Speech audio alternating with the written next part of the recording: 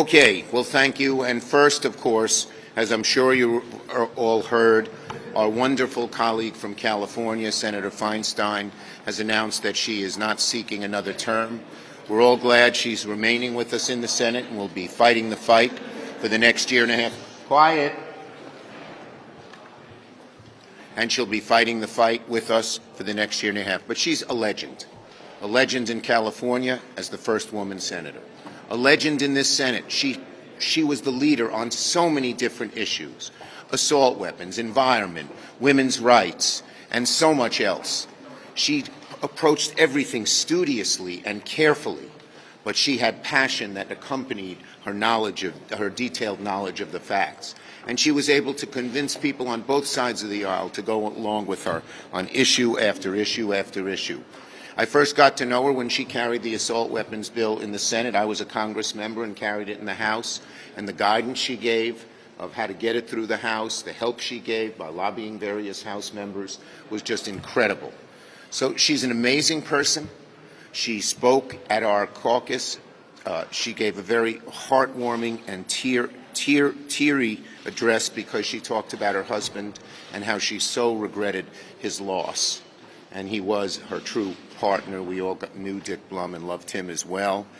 And she got a standing ovation that lasted minutes and minutes and minutes, one of the longest I've ever seen, which shows the love that our caucus and our country have for this wonderful, wonderful leader and legend, Dianne Feinstein. Okay. Now, also welcome back. Happy Valentine's Day, Amy. You're welcome. Thank you, Chuck. I guess I forgot the red. Yeah. We had a great, I'm happy to be joined by Senators Durbin, Klobuchar, and Padilla. We had a great lunch. We discussed many topics, but of course one of the biggest is judges. Today we reached a milestone. We confirmed the 100th judicial nominee of the Biden administration as Judge Mendez-Miro.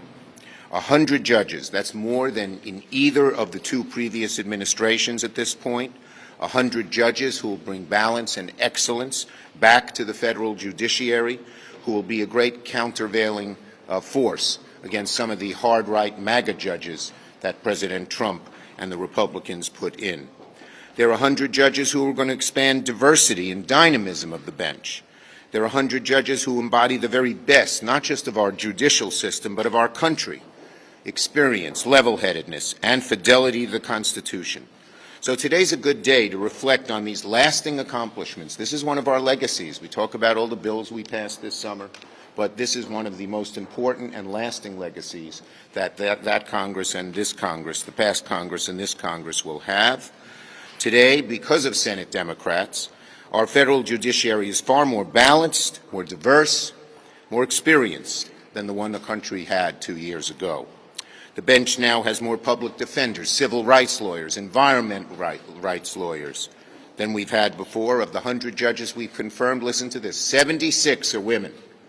You say, well, why is more than a majority women? Because women had been left out for decades, and now we're restoring that. We're restoring that.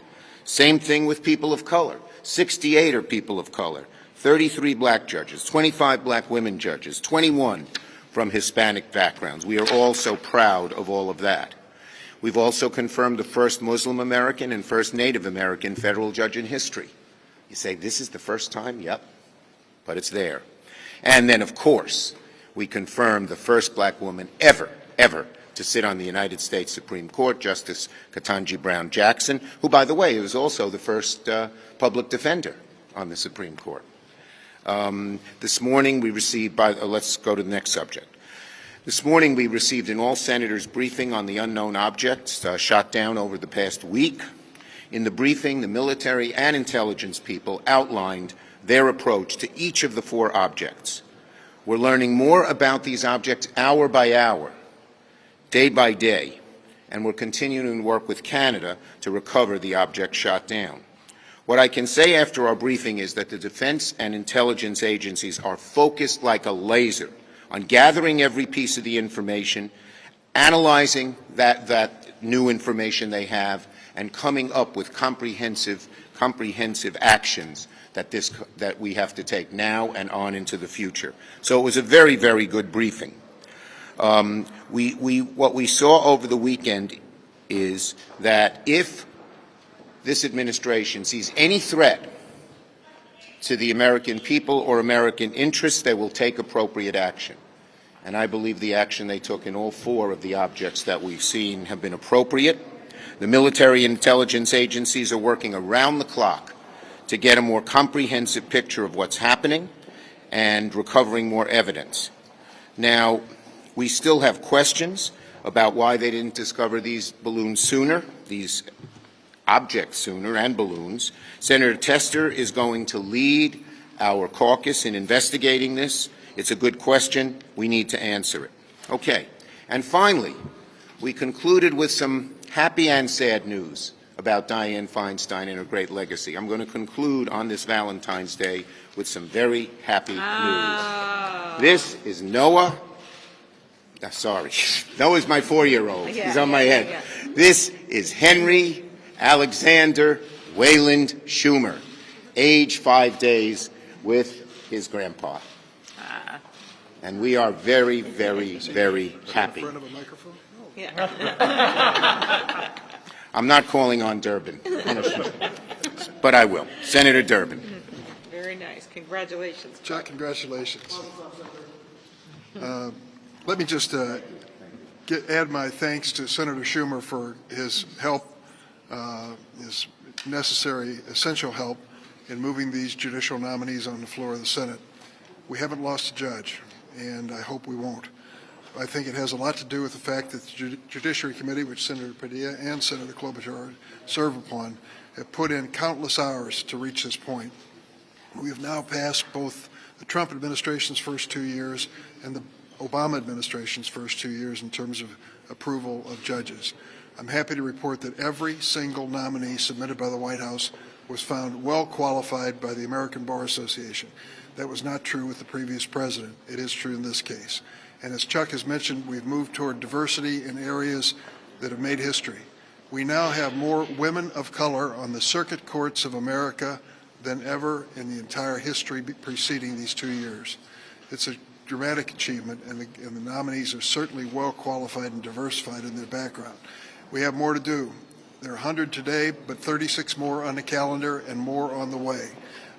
We want to fill these vacancies in a timely manner. I'm working now with Republicans, asking for their cooperation.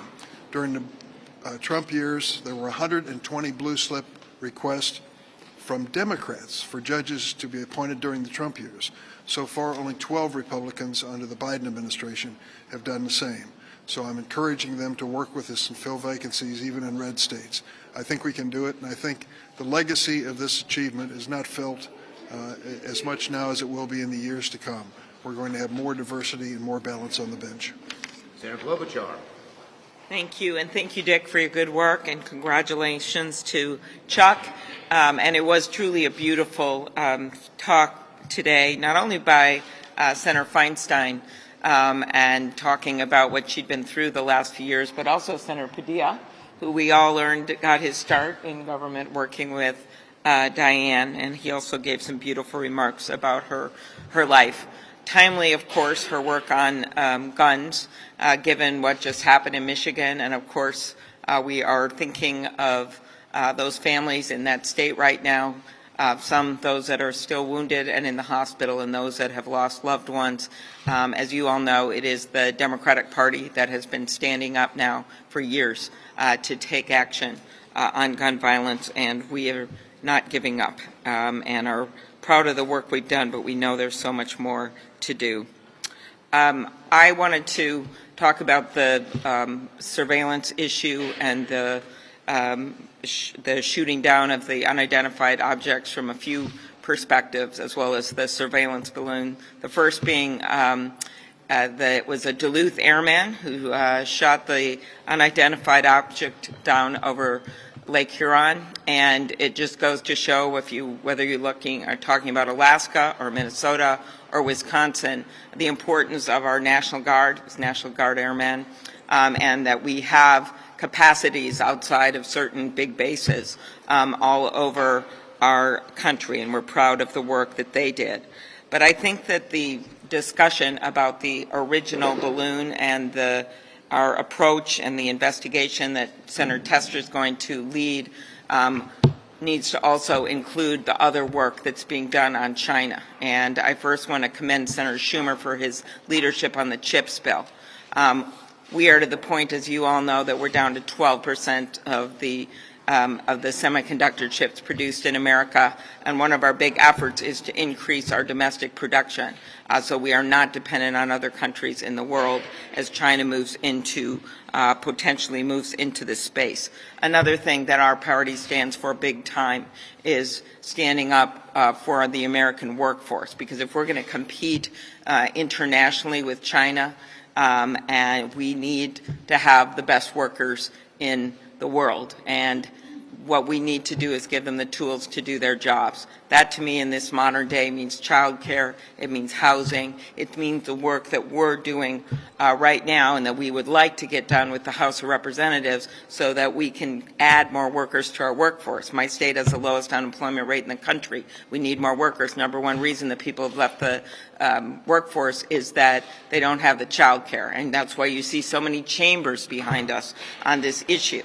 And so to me, when we look at our competition with China, we need to raise our standards when it comes to the number of people able to work, whether it's immigration reform, whether it's the work that must be done to make it easier for our workers to work. We shouldn't be shutting out the world's talent when it comes to American excellence. And so I think when we think about what's to come and the rhetoric that you might have heard from the Republicans, I think it's really important to focus on what agenda is putting us in a better place when we look at competing with China. Final thing is just our allies around the world and the importance of this administration building this incredible network of allies, waking it from its slumber as we deal with the war in Ukraine, and how important that's going to be for us, not just for security, but also for trade and our economic prowess as we go forward into the future when we have China threatening us economically. Thank you. Senator Padilla, who, as Amy mentioned, gave beautiful remarks about Senator Feinstein today in our lunch. Oh, thank you, Leader Schumer.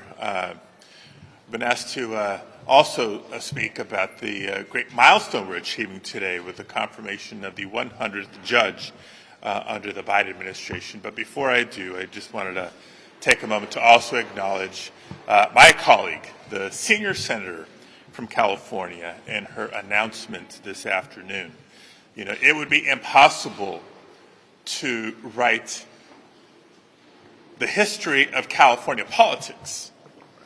It'd be impossible to write the history of American politics without acknowledging the trailblazing career of Senator Dianne Feinstein. Now, trust me, as a proud Californian, California has been privileged to have been represented and served by Dianne Feinstein for so many years. I've been proud to work with her for many, many years and truly alongside her for the last two.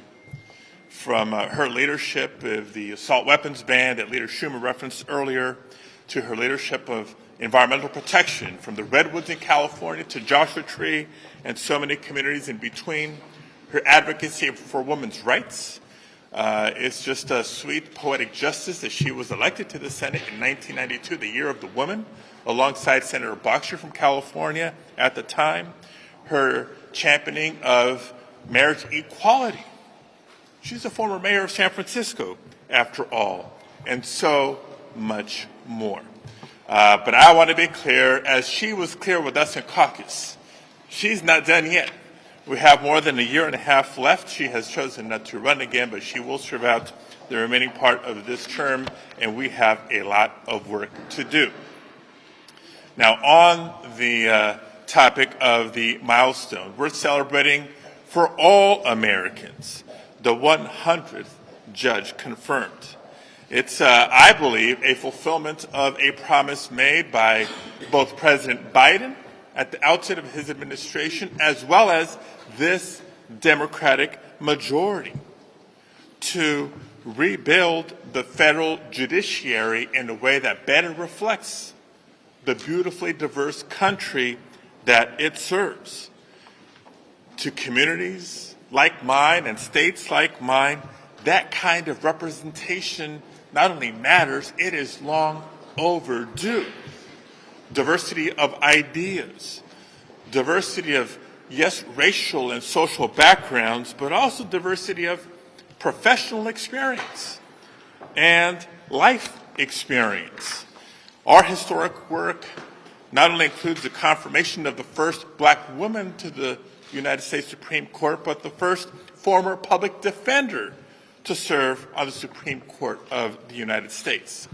And to give you a glimpse of what it's meant for California, the confirmation of Judge Sunshine Sykes, the first Native American federal judge in California, the confirmation of Judge Ana de Alba, the first Latina to serve on the Eastern District of California, and Judge Jinsuk Ota, the first AAPI woman to serve in the Southern District of California, and I can name more. The bottom line is, this is history making progress under the leadership of President Biden and under the leadership of Leader Schumer and Senate Democrats. But as we all know, there remain many, many more vacancies to fill, so we've got to keep up the momentum and continue this tremendous progress.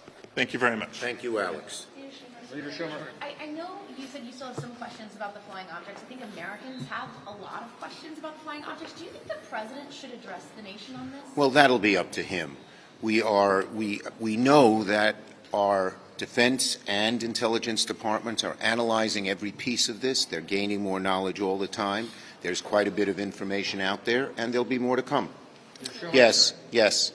Lady in, yes, you, yes. Leader Schumer, the argument for Capitol was fired yesterday, and I wonder what you left behind here about the terrorists. Do you have any thoughts? We thought it was appropriate he be fired. Senator Klobuchar and I asked the administration to fire him months ago, and we're glad they did.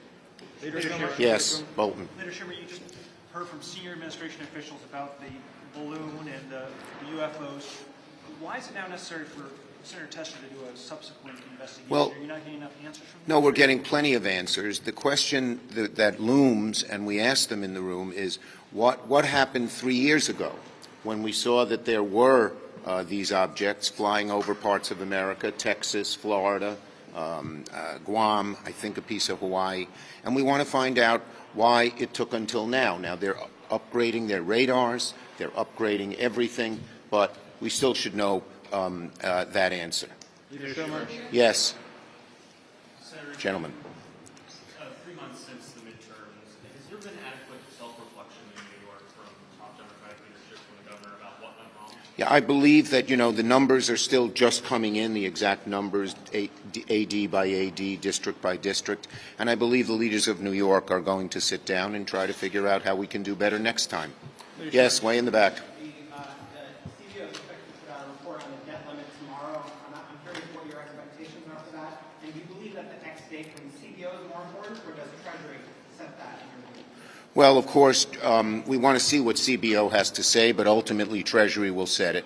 We're continuing to speak about how bad it would be to let the nation default, how it's not an abstract concept, it's going to affect every American family badly, and we're continuing, President Biden, Leader Jeffries, myself, our caucus, to talk to Leader McCarthy and say, show us your plan. He said he wants to make cuts. He has an obligation to show what those cuts are. Now, I think he's beginning to feel the impetus of our remarks, because yesterday he said he was going to try to put together a plan that all 218 Republicans can support. I think that's going to be easier said than done. I think he's going to have a rough time getting any plan that all the caucus can support, because the hard right people want the kind of deepest cuts, and the more mainstream people don't want as many. And one other thing on Social Security.